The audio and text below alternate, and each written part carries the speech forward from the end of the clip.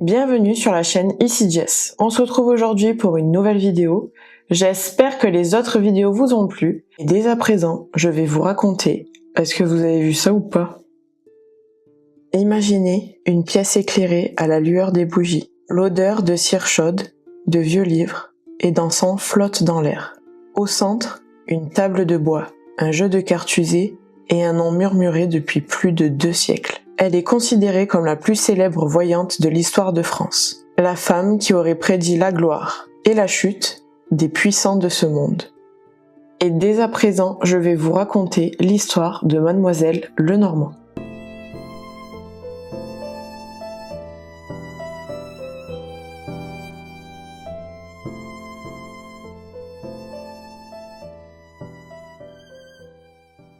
Marie-Anne Adélaïde Lenormand, née le 27 mai 1772 à Alençon, en Normandie. Alors qu'elle est encore un nourrisson, son père décède. Après le décès de son mari, la maman de Marie-Anne se remarie. Mais la petite Marie-Anne est donc confiée à un couvent. Et c'est là que son destin s'écarte peu à peu de la normalité. On raconte déjà qu'à l'âge de 7 ans, elle étonnait les religieuses. Elle observait les gens, les écoutait, et sans savoir comment ni pourquoi, elle devinait leurs peurs, leurs pensées, et bien sûr, leurs secrets. Un jour, avec la naïveté d'une enfant, elle ira voir sa mère supérieure et lui dira avec tout l'aplomb d'une enfant « Vous savez, vous ne resterez pas à la tête de ce couvent encore longtemps. Votre remplaçante arrivera avant l'été. » J'imagine la tronche de la bonne sœur, elle a dû se dire « Mais c'est qui celle-là ?»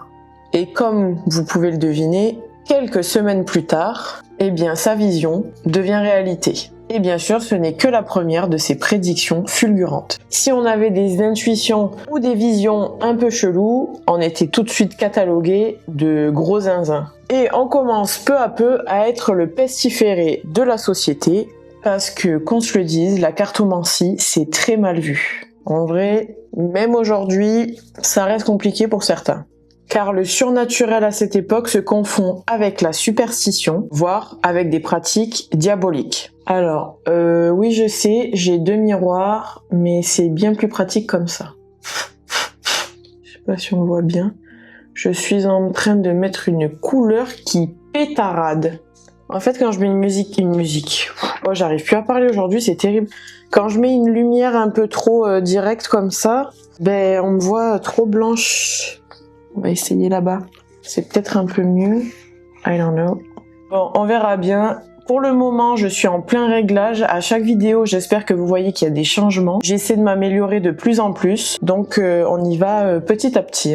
Mais s'il y a bien une personne qui n'a pas peur, ni des superstitions, ni de ses visions, c'est bien Marie-Anne. Elle est fascinée par l'invisible et bien sûr fascinée par ce que les autres ne voient pas. En même temps qu'on se dit, j'aimerais beaucoup avoir un don surnaturel comme celui-ci. Parce que pour connaître les intentions de chacun, ça peut être plutôt pas mal. Alors là, je suis en train de partir sur un make-up à l'égyptienne, c'était pas du tout la DA d'aujourd'hui. On va voir, on se laisse porter. Après, je dois juste aller faire les courses, quoi. C'est pas grave. Dans la petite bourgade où je vis, ils ont un peu l'habitude de me voir arriver avec un style un peu douteux. En vrai, c'est super beau. Alors revenons à notre jolie Marie-Anne. À 14 ans, elle quitte son couvent et vient s'installer à Paris. Punaise, c'était vraiment une autre époque. La gamine, elle s'en va à 14 ans, à Paris, tranquille, toute seule, tout va bien. Elle arrive à la capitale, la ville de tous les possibles, mais aussi la ville de tous les pièges, des illusions et des rumeurs. Cette pauvre petite jeune provinciale n'a pas un sou, mais surtout aucun réseau. Mais je vous laisse imaginer que le don qu'elle possède est le don le plus précieux qu'elle porte en elle. C'est donc à Paris que Marie-Anne se passionne pour tous les arts divinatoires. À une époque où le tarot et les oracles attirent autant la population qu'elle l'effraie, elle étudie tout. Les cartes, les astres, la numérologie et les prophéties antiques. Très vite, elle commence à tirer les cartes pour quelques clientes. Au début, ce sont des femmes du peuple, des couturières, des servantes, des cuisinières, mais sa réputation grandit avec une rapidité saisissante. Parce que, qu'on se le dise, ces tirages ont une précision déconcertante. Elle décrit les pensées, les intentions cachées, mais aussi, et c'est plus dérangeant, les trahisons imminentes. Ce qui fait la force de Mademoiselle Lenormand, c'est pas simplement son intuition, c'est sa capacité à voir au-delà des apparences. Je suis en train de faire n'importe quoi. Elle observe les mains, la posture, les silences et les choix des mots. Donc en fait, elle analyse tout le monde. Ça doit être fatigant, n'empêche, quand j'y pense. Et avec toutes ces informations-là, elle en tire une vérité que même les gens n'osent pas s'avouer eux-mêmes. Elle dira même plus tard, les cartes ne parlent pas. Elles éveillent seulement ce que je sais déjà. Une phrase qui résume donc toute la complexité de son don. Était-elle voyante ? Simplement dotée d'une intelligence intuitive hors norme. Très vite, Marianne ouvre un petit cabinet de voyance à Paris. C'est une working girl, quoi. On s'y rend donc le soir, voilée, par peur d'être vue et reconnue. Car parmi ceux qui viennent la consulter, se trouvent bientôt des noms des plus influents. Vous êtes pas prêts. Des officiers, des hommes d'affaires, des femmes proches des cercles politiques, toutes demandent la même chose. Que va-t-il se passer ? Je crois qu'à la caméra, j'ai l'air d'une folle, la folle du bus. Et à toutes ces demandes, Marianne répond avec une certitude troublante. Une femme qui l'aurait consultée a témoigné. Elle m'a dit ce que je n'avais confié à personne. Je ne sais même pas comment elle l'a su. Il existe donc une femme qui est capable de lire l'avenir. Et dans une France bouleversée par les prémices de la Révolution, un tel don devient une arme. En 1789, vous le savez, la Révolution éclate. Paris est en flammes, les têtes tombent et les alliances se font et se défont. Et Mademoiselle Lenormand, à peine adulte, se retrouve au cœur d'un des moments les plus dangereux de l'histoire de France. Car des révolutionnaires au futur chef d'État, chacun veut savoir s'il va survivre. Et c'est ici que commence la partie la plus fascinante de sa vie. Celle où elle croise le chemin de personnages qui changeront à jamais la face du pays. En pleine Révolution française, l'atmosphère est électrique. La peur, la suspicion, la quête de pouvoir règnent sur Paris. Et un homme charismatique et inflexible domine la scène politique. Je parle bien de Maximilien Robespierre. Mes cheveux sont en train de me saouler. On raconte qu'il visita plusieurs fois Mademoiselle Lenormand. Elle l'aurait d'ailleurs mise en garde plusieurs fois sur l'excès de sang, c'est-à-dire l'excès de colère, et contre sa chute brutale. Selon une anecdote rapportée plus tard, elle aurait dit « Votre ascension sera rapide, mais votre chute sera plus terrible encore. Le peuple vous élèvera, puis vous abandonnera. » La petite Anne, elle rigole pas. Et bien sûr, vous imaginez bien que Robespierre, il va pas l'écouter. Mais une visite allait tout changer. Aujourd'hui, je fais tout à l'envers. J'ai fait mon blush et mon bronzer après le mascara, je fais n'importe quoi. Elle va donc avoir la visite d'une femme élégante, raffinée, aimant la mode et les arts. Une femme qui, comme Marianne, avait survécu à la tourmente révolutionnaire. Joséphine de Beauharnais. Entre les deux femmes va naître un lien unique. Joséphine est séduite par cette voyante franche, charismatique, mais aussi impossible à manipuler. Elle la consulte donc très régulièrement au sujet de ses doutes, de ses envies, mais surtout de ses ambitions. Et un jour, Mademoiselle Lenormand lui révèle « Votre destin n'est pas encore accompli, Joséphine. Vous serez plus qu'une femme influente, vous serez impératrice. » J'aimerais bien qu'on me dise des choses comme ça, moi aussi, hein. Cette prédiction semblait impossible. Joséphine, à cette époque-là, n'était alors rien d'autre qu'une veuve à la réputation sulfureuse. Mais pourtant, quelques années plus tard, elle épousa un général corse, ambitieux et surtout impétueux. Je vous le donne en mille, cette Joséphine épousa donc le jeune Napoléon Bonaparte. J'étais pas du tout au courant de cette histoire, c'est dingue. Et là, mes cils, ils vont bientôt toucher ma racine des cheveux si je m'arrête pas.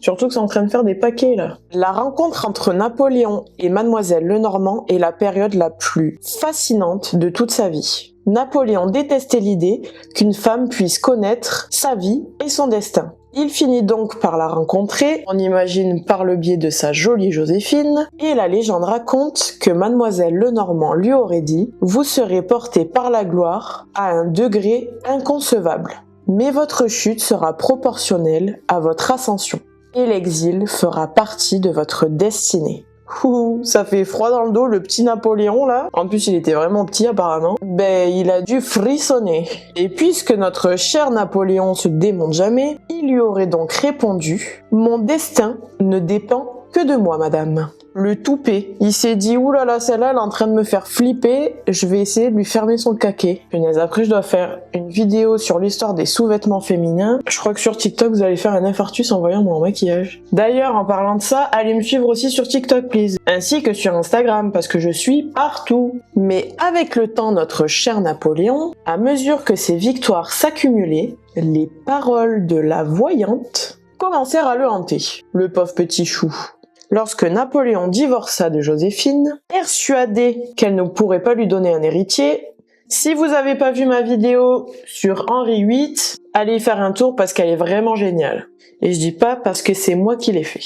Donc Napoléon divorce de la belle Joséphine, mais Mademoiselle Lenormand a encore son mot à dire. Elle consola donc Joséphine en lui disant « Il sera malheureux sans vous, et vous resterez quoi qu'il fasse, l'amour de sa vie. » Joséphine garda toujours Mademoiselle Lenormand près d'elle. C'est vraiment une chouette amitié quand même. Moi je trouve ça très cute. Mais évidemment, ce don va avoir des répercussions. Comme d'habitude, si c'était un homme, je pense que ce serait pas passé comme ça. Mais bon, prédire l'avenir des puissants est un talent qui attire tous les dangers.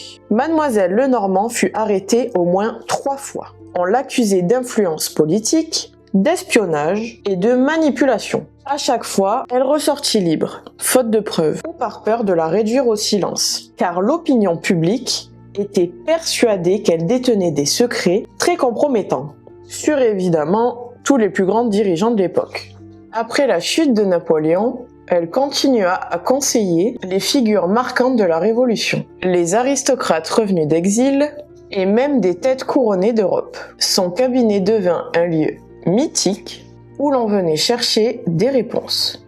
Marianne Lenormand publia d'ailleurs plusieurs ouvrages, dont certains firent un peu scandale. Elle y révélait parfois de manière voilée les confidences et failles de ceux qu'elle avait reçus. Bon, ça c'est un peu moyen, parce qu'elle racontait la vie d'un peu tout le monde quand même. Mais avec tout ça, elle devint richissime. Sa maison regorgeait d'ailleurs de livres très rares, d'objets ésotériques, mais surtout de cartes venues d'ailleurs, comme l'Italie ou l'Orient. Mademoiselle Lenormand meurt le 25 juin 1843, à l'âge de 71 ans. Sa mort ne mit pas fin à sa légende, car avant de mourir, elle aurait murmuré « On se souviendra de moi tant que les cartes seront tirées ». Car oui, son nom sera donné à un jeu célèbre, l'oracle Lenormand, encore utilisé dans le monde entier. 2 siècles plus tard, son nom continue de fasciner. Ses prédictions se racontent encore. Ses visions alimentent les mystères, et son aura plane sur chaque carte tirée. Alors qui était vraiment Mademoiselle Lenormand? Une prophétesse? Une manipulatrice? Une femme dotée d'un don inexplicable? Ou simplement l'esprit le plus intuitif de son époque? Alors je vous pose cette question. Croyez-vous aux prédictions? Ou est-ce vous qui créez votre propre destin? Ce soir, je vous invite à tendre l'oreille. Faites attention à ce que vous rêvez cette nuit. Les messages arrivent quand on s'y attend le moins. Si cette histoire vous a parlé, partagez-la et dites-moi en commentaire quel sujet mystique ou historique aimeriez-vous voir sur cette chaîne. Merci d'avoir voyagé avec moi et à très bientôt pour un nouveau mystère.